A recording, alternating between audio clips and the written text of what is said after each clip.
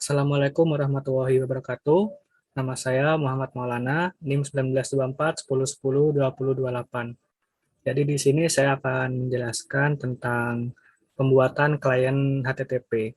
Pertama di sini kita akan menggunakan SAMPP sebagai web server. Jadi kita hidupkan dulu SAMPP-nya dan di sini berjalan pada port 80. Kemudian kita juga buat sebuah file PHP atau untuk HTML-nya, kita buat folder pemrojar di folder htdocs pada sampp. Kemudian kita buat file index PHP dan isinya itu kurang lebih seperti ini. Sehingga ketika kita jalankan di browser, kita ketik localhost /pemrojar, maka akan tampil seperti ini. Website sederhana ya, Alan Store begitu. Kemudian setelah kita sudah menyiapkan file HTML-nya atau dokumen HTTP-nya, sekarang kita akan membuat klien menggunakan Python. Jadi di sini pertama kita akan import socket dulu, kemudian kita gunakan TCP di sini, sockstream, kemudian kita tentukan host dan port-nya. Di sini kita menggunakan localhost karena kita menggunakan lokal pada SAMPP, jadi kita tulis localhost. Kemudian portnya sama seperti yang ada di SAMPP, yaitu 80. Kemudian kita konekkan ke web servernya atau ke SAMPP-nya. Kemudian setelah itu kita akan membuat sebuah request HTTP. Jadi agak berbeda dengan request sebelumnya. Untuk yang request HTTP di sini kita pertama tuliskan metodenya atau metodenya, yaitu metode get. Jadi get ini akan mengambil file dokumen yang ada pada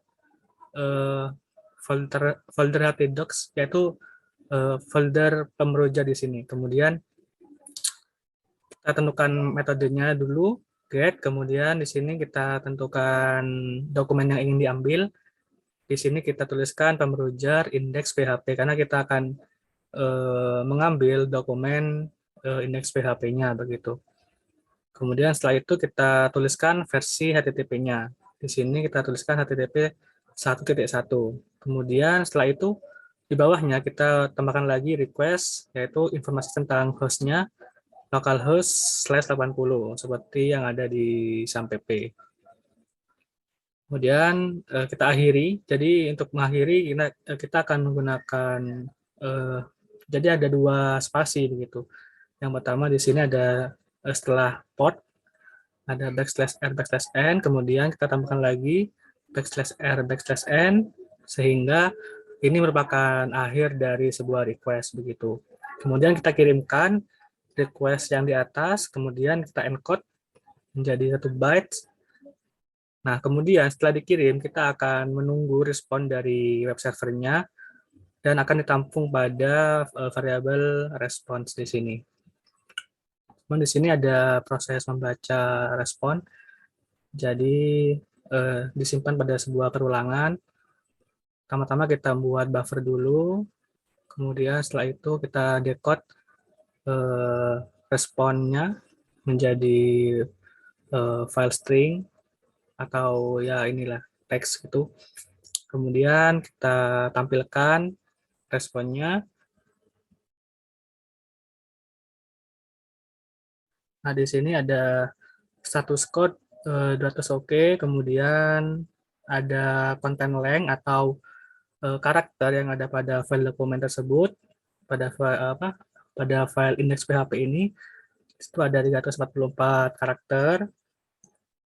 Kemudian di sini ada file HTML yang sama persis yang ada pada file index PHP, mulai dari HTML, head, dan body-nya. Itu bakal sama, karena kita mengambil menggunakan metode get tadi. Setelah itu, permasalahannya di sini, program ini masih belum bisa berhenti untuk membaca respon dari web server, sehingga kodenya itu akan terus berulang pada while ini. Dia nggak akan keluar dari perulangan while. Jadi setelah kita membaca respon di sini, pada terminalnya tuh dia nggak akan berhenti. Jadi dia terus membaca respon, meskipun dari web servernya itu sudah nggak ada balasan lagi begitu. Jadi kita kill aja, kita akan perbaiki. Jadi untuk memperbaikinya kita akan memerlukan sebuah kondisi yaitu if, kemudian response, kita menggunakan end suite. Nah, end suite-nya di sini kita isi.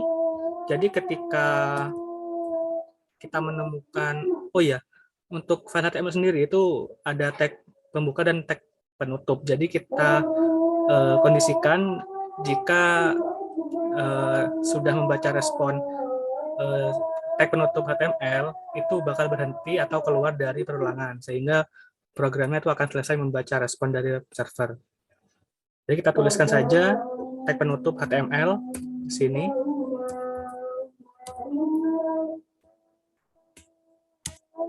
Dan kita akan break.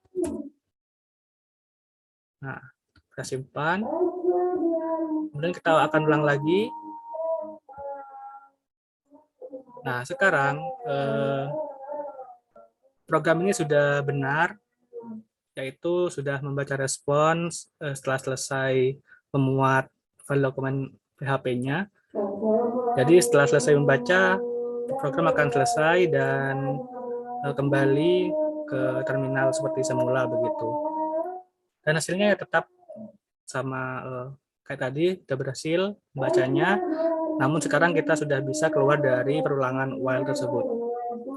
Mungkin sekian yang dapat saya sampaikan, kurang lebihnya mohon maaf. Wassalamualaikum warahmatullahi wabarakatuh. Terima kasih.